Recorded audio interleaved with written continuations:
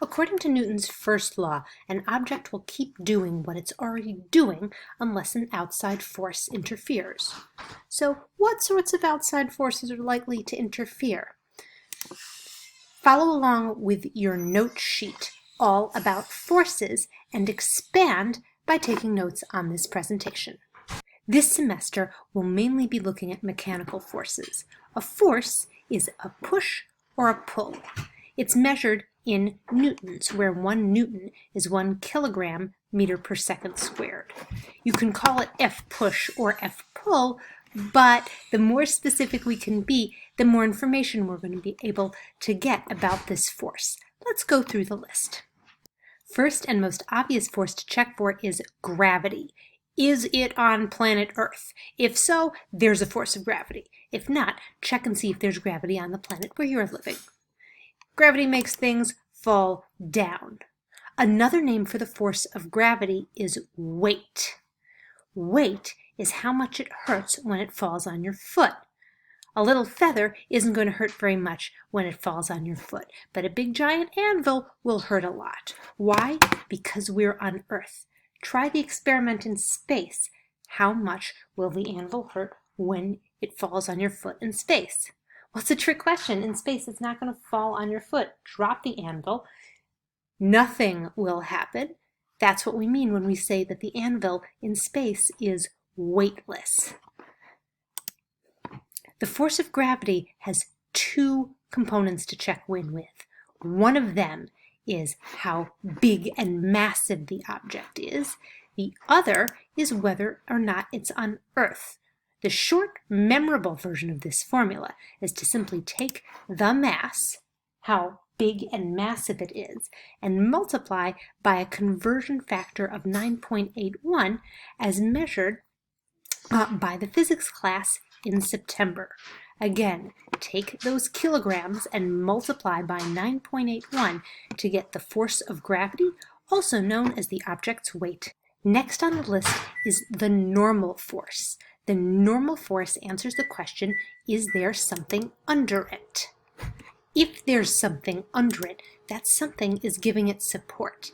It's not that the force of gravity isn't there anymore. It's the force of gravity is going down, while the support force is going up. The support force is called the normal force, not because it's the force that's usually there, not that kind of normal. It's the math kind of normal, and the math kind of normal means perpendicular. The support force goes perpendicular to and away from the surface. Careful, this is not always up. The reason the support force from this roof goes up is because the roof is flat, and perpendicular to that flat surface goes straight up. On your note sheet, you'll see that a general formula for the normal force is often mg cosine theta, but the normal force, the support force, really depends on how much support that table, that chair, that roof, that floor can give. And the best way to find that isn't with a formula, it's by making a force diagram, a free body diagram, and seeing how much support is available, how much support is being used. Next up is the force of tension. We talk a lot about tension when we are building bridges. Tension is the stretching force. It makes things longer and thinner. Ask yourself in the problem, is there a string, a rope, a cable, an arm, or anything else that something is pulling on? The force of tension is what we used to call F pull when we were young and innocent and didn't know the proper names for the forces. If you find yourself tempted to write F pull, ask yourself, is it really just tension in a cable? The force of tension goes along the rope or the cable. If the rope is on a diagonal, the force is on a diagonal. If the rope is going up, the force is going up. Now look at the problem and ask yourself, how hard is it being pulled? And you'll have the force of tension. Compression is the opposite of tension. It's something being squished inwards, often on a spring or by a piston or a weight.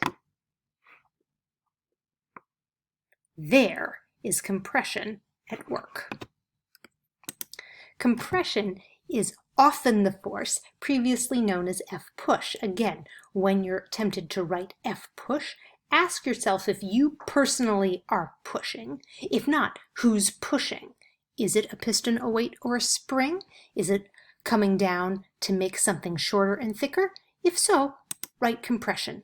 The force of compression always goes inward. By how much? Depends on the pressure. P is pressure, A is cross-sectional area. This formula will give you the force of compression coming from a certain pressure. Now, friction. We will spend many days studying the force of friction. The force of friction was that force on the floor that made sure that when we raced the physics cart down the hall, we did not go straight through the glass doors of Dr. Schorsch's office or the other way straight through the glass windows, making a nice parabola from the third floor down onto the soccer field. The force of friction is a property of the surfaces. If you zoom in close enough, you will notice that nothing is perfectly smooth. There's always a set of rough edges. Picture the molecules from chemistry class on Mr. Reimer's desk.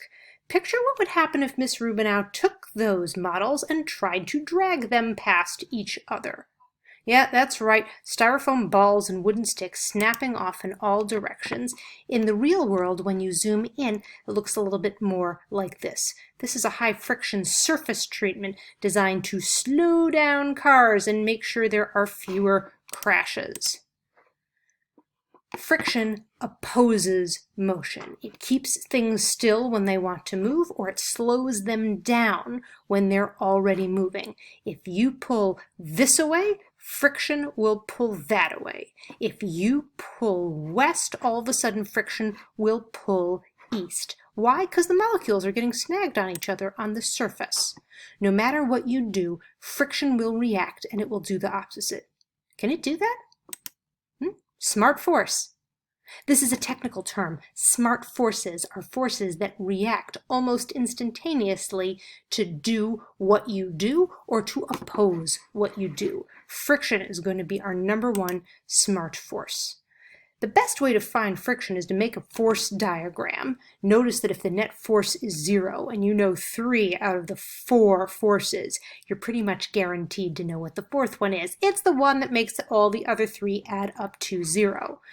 If, however, you really need to go out and measure with a formula for what is actually slowing something down without any convenient zeros, we will study the formula later in this unit using a coefficient of friction and a support force. Now, here's a force we've been waiting for a long time. This is air resistance. This is the force of air drag. You can see in the animation the motion of the ball pushing against the air and the air pushing right back. Ask yourself, is it flying? Is it airborne? If it has a small mass and or a large surface area and or a high speed, you can expect some serious air drag. Air drag also opposes motion. Whatever way you're moving, air drag will push you the opposite way. Smart force. Air drag depends on surface area, a large surface area, and mass, a small mass. In fact, put them together, you'll have the surface area to mass ratio. You can afford to have a high mass, but you'd still have a lot of air drag if you have a high surface area. As we've discussed before, you can also reduce air drag by streamlining. There are different airborne forces of which air drag is only one. Lift is another. If you want to put some spin on your baseball or basketball or golf ball, if you want to set up the wing configuration of your plane to cut the air in a certain way, you can make a lift force in addition to a drag force, and you're going to need to have the right kind of rotation and the right kind of shape for that.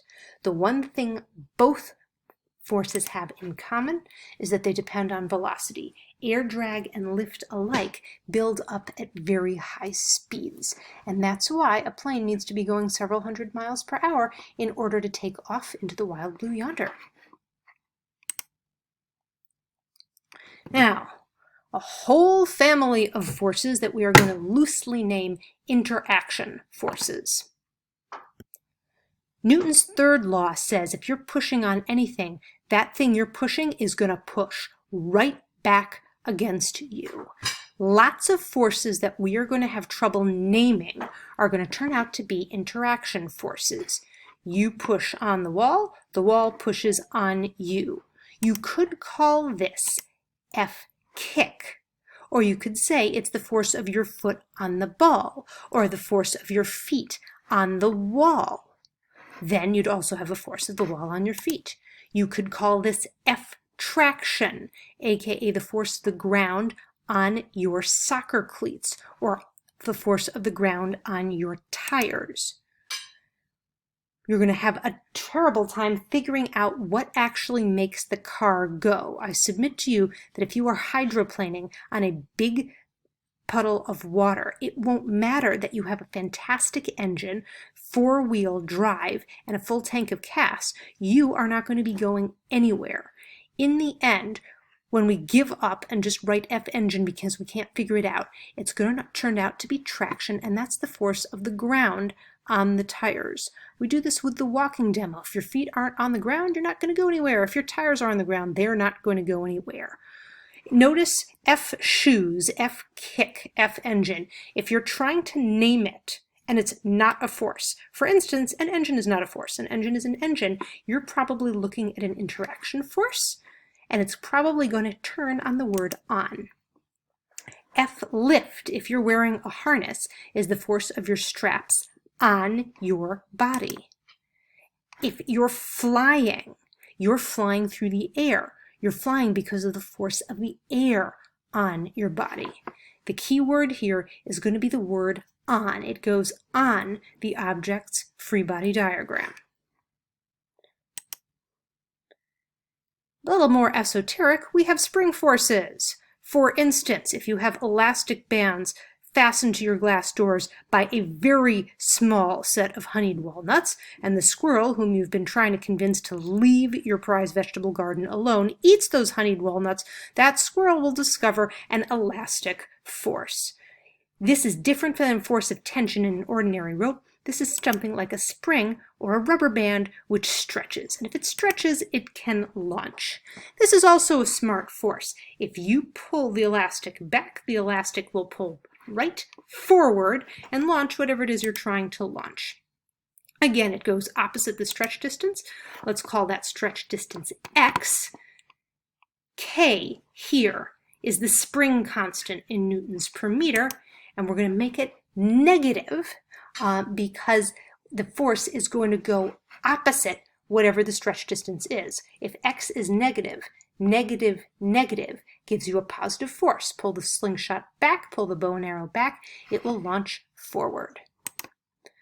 The buoyant force, always a fun one left over from chemistry. If it's not actually flying, if it's not being launched in a giant slingshot, it may be floating in water or in air. If you've got something that's floating, this is how it works. Gravity goes down, the buoyant force goes up. How big is it? It's equal to the density of the fluid displaced times the 9.81 newtons per kilogram of force for that fluid times the volume of the fluid displaced. This is how you can tell whether or not something is going to float. These are all the mechanical forces we have to deal with this semester. By the time you're done going through all of them, you will have a very clear picture of what outside forces are acting on your object or on your system. I said that these were the forces that we could control, like a push or pull. That implies that there are other forces that we cannot control. Forces that come with the universe. We can measure them, we can admire them, but controlling them isn't going to happen anytime soon. Turn to the next page of your notes. Let's go through a quick run through. The first force of nature was actually the first of our mechanical forces. We called it weight, but it's really the force of gravity. Newton described gravity as the force of attraction between two masses. He had a formula for that, which we'll practice at the beginning of second semester. Einstein said, "Nice try, you almost got it.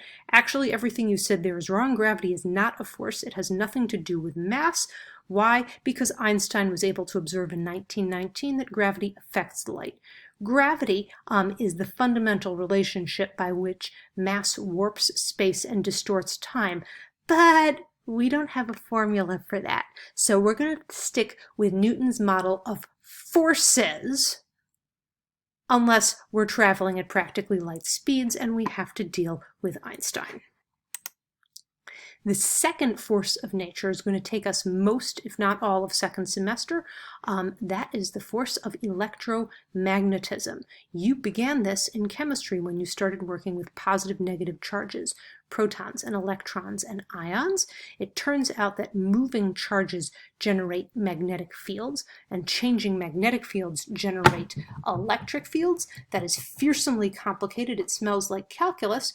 Fortunately, in the 1700s, Charles Auguste Coulomb worked out a nice little formula for attraction and repulsion between two electric charges, which we will be able to use second semester.